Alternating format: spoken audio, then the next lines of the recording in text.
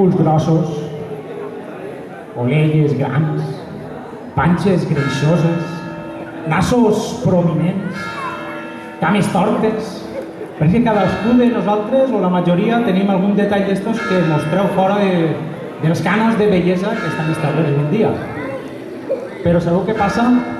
Que aquests poquets que conspissen els cànons passa això, que són molt poquets. Sabeu per què?